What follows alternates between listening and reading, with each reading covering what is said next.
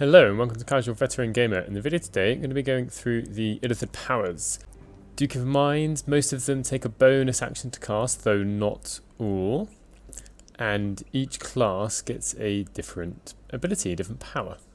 So I'll be going through the classes one at a time, no particular order. I'm going to try and give you some information about each of the powers and then a rating afterwards.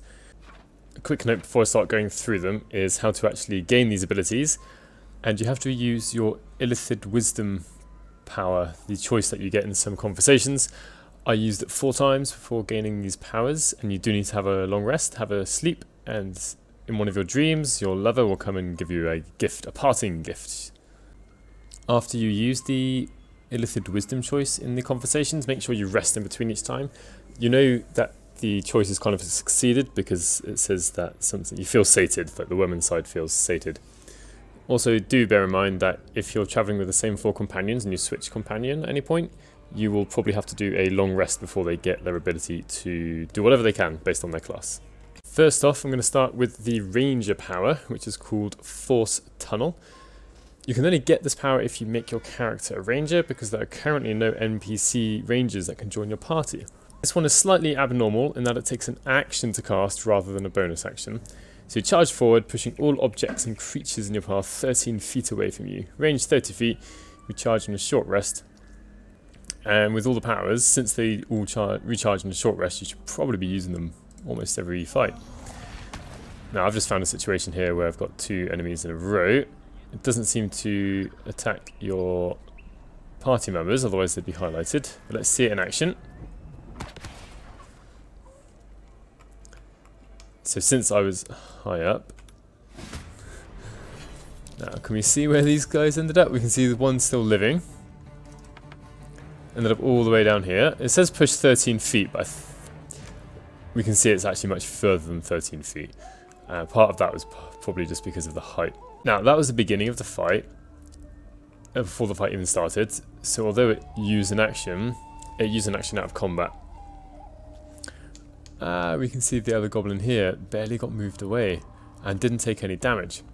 This power has got a few problems in that unless you're up high, it's not actually going to cause any damage, and it takes the action to cast.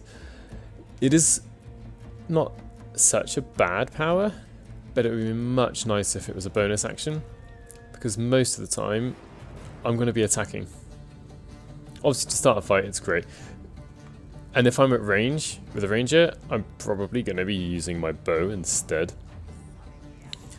So this is going to be useful in situations where you need to maybe close some distance, maybe want to be using a melee weapon instead. But it doesn't have much more use than that. And apart from knocking people off high places. Whereas we'll find with the other Illithid powers, I feel like they're a bit more useful. I'm going to give this 6 out of 10, but the fact that you get to have extra movement is actually really nice. And you can set up situations where you can cause damage. Major downside is that it takes an action to cast. I think for Ranger, if it had taken a bonus action, it still would have been quite difficult to give it a high rating, because we want to be casting Hunter's Mark or reapplying Hunter's Mark. So the Ranger often wants to be using the bonus action. So for the Ranger, it's not so great, but it's not something you have to use. It's just nice to have this extra option. Next up, we're going to look at the Fighter's Illithid ability called Sonic Pull. Uses a bonus action, pull one creature or object towards you. This can be really useful, both in and out of combat. So let's see it in action. So there's Lazel at the top there. This isn't necessarily the best way to use it, because it doesn't pull the creature all the way up to you, just in your direction, almost as if it's being pushed. So here, that was an awful use of the ability. But the range is 60 feet and uses a bonus action. And if your fighter is using a 2-handed weapon, you don't often get many bonus actions. Obviously, if you're dual wielding, you're going to have to see if it's worth using this ability instead of your offhand attack. But a few obvious things come to mind. One is pulling creatures off high places, which I'll try and show you next actually. So I'm going to use Lazel's Illithid ability here.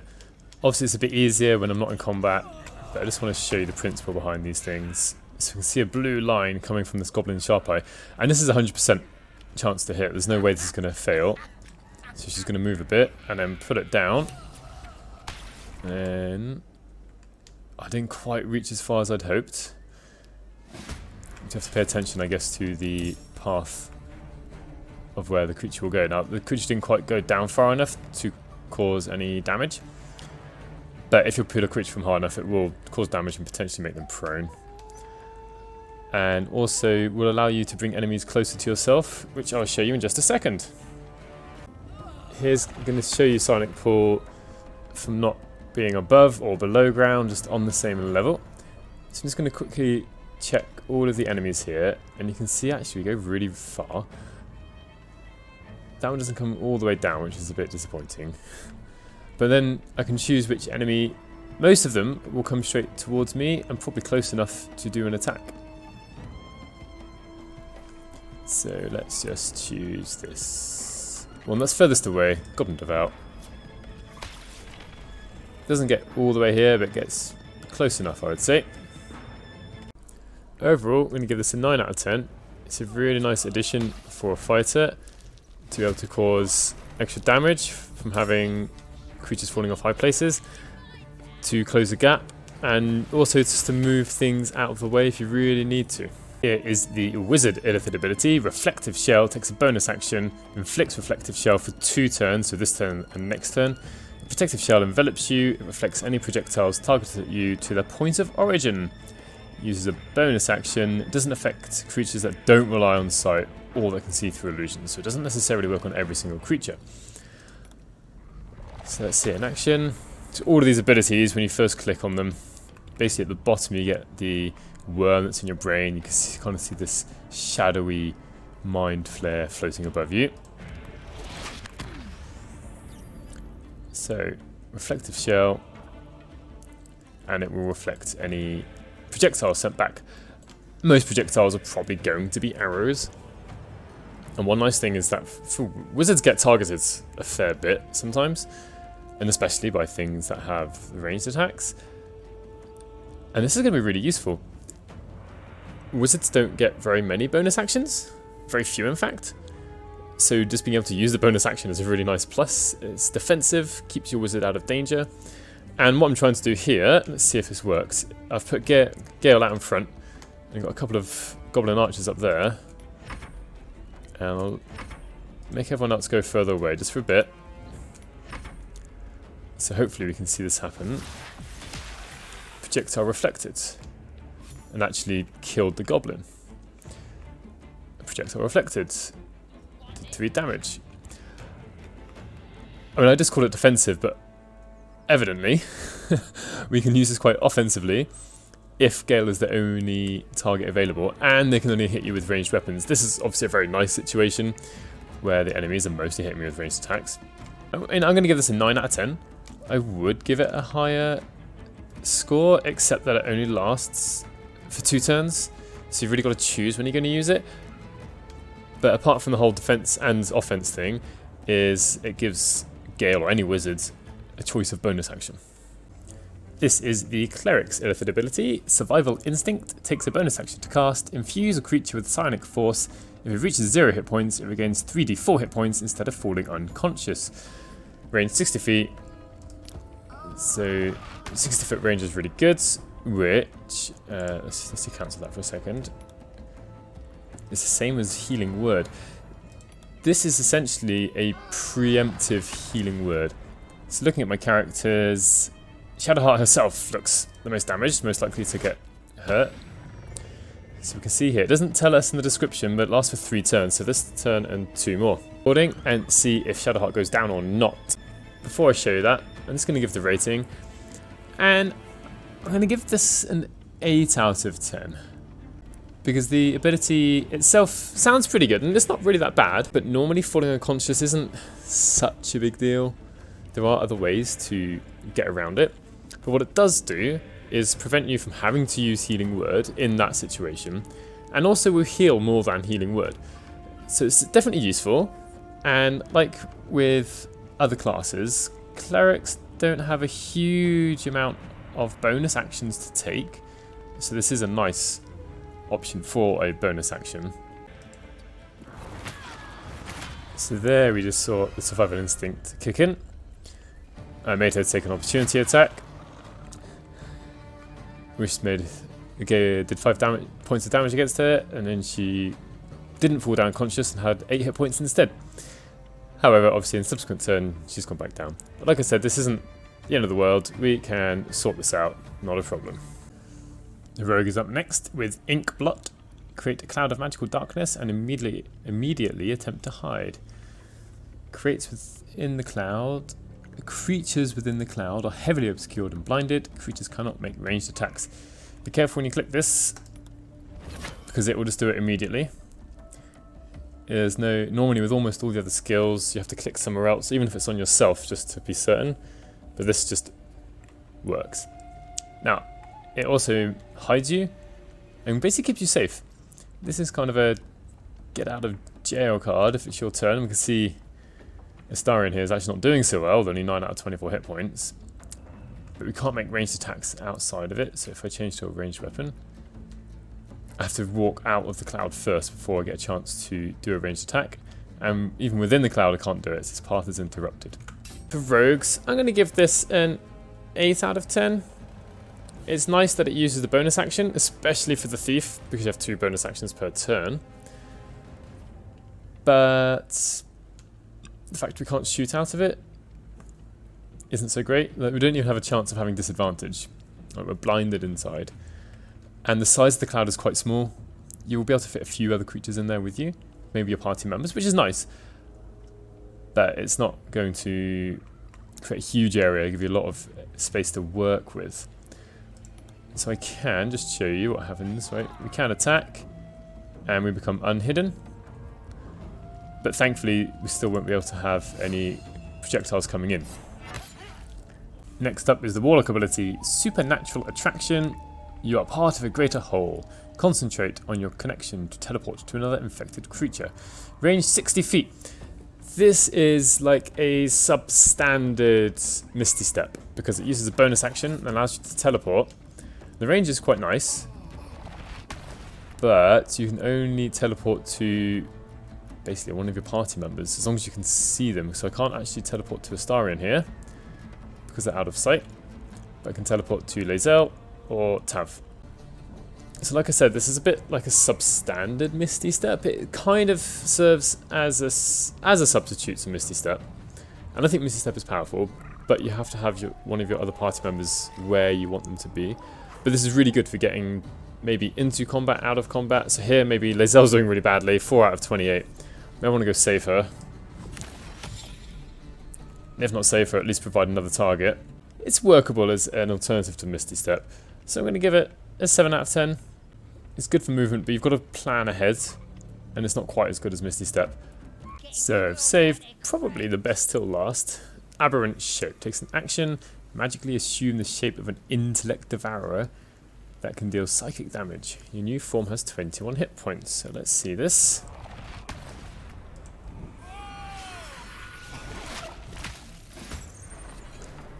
There we are. They don't like it.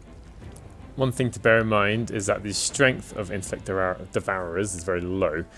So I'm currently encumbered. If you look at the inventory, the limit is 120. Now I've got loads of stuff that I've been picking up. So you do need to make sure that you don't have a full inventory on your druid or druids. So you've got 2 choices here. Synaptic Discharge, expel a wave. So we can see we can choose a creature to target. Basically counts as a ranged attack. It deals 1d6 plus 2 psychic damage. Or Devour Intellect. Consume a creature's mind. If its intelligence scores below 4, it takes 2d10 psychic damage and is stunned. Otherwise, its intelligence is reduced by 11. So we can try and see ahead of time. So intelligence is 7. Let's see if this works. They get to make presumably an intelligence saving throw, which they passed. But I think the idea here is you can keep stacking this attack on a single creature and deal 2d10 psychic damage and make it stunned. This can be really good against particularly difficult creatures, but it does require a saving throw.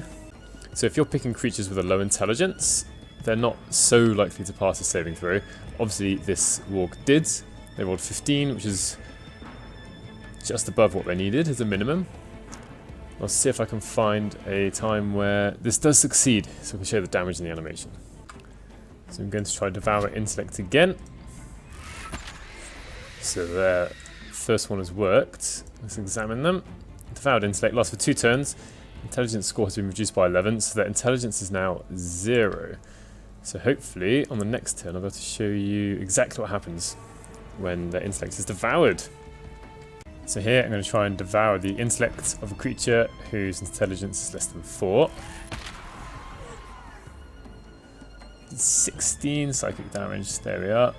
If the first ability works and reducing their intelligence, we can see that their modifier for their intelligence saving throw gets worse and worse. So if the first one hits, you're much more likely to have the second one hit as well. So we can see here that the warg had a saving throw of 4 after the modifier was -1. And we did 2d10 damage. Although they aren't stunned, which is something the ability describes as doing here. So that is a bug at the moment. Obviously, if you've got 2 intellect devourers, it's much easier to make this happen. All in all, I'm going to give this a 9 out of 10, not 10 out of 10. The reason being, if you use these abilities too much and you go back to camp, they're not happy and a fight might break out. And it's all too easy to, I think, overuse this ability. So you kind of want to be very careful when you use it. Here's the Synaptic Discharge ability. Let's see if we can work.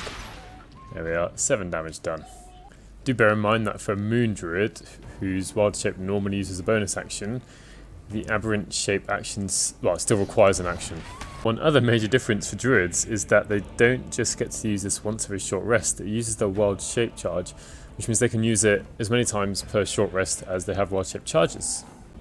It does also seem like there's a bug. I've just spent the turn of my other Druid to turn into the Intellect Devourer, and now I don't seem to have the option of any of these special abilities, just the claw attack. So we've come to the end of the video, gone through all of the abilities. I do like most of the abilities, but you can overuse them, so you can't really rely on them too much. Please let me know if you think I've missed something out for one of the abilities or overstated the importance of one part of the abilities. If you've made it this far, please do consider subscribing. It is greatly appreciated, and I'll see you in the next one.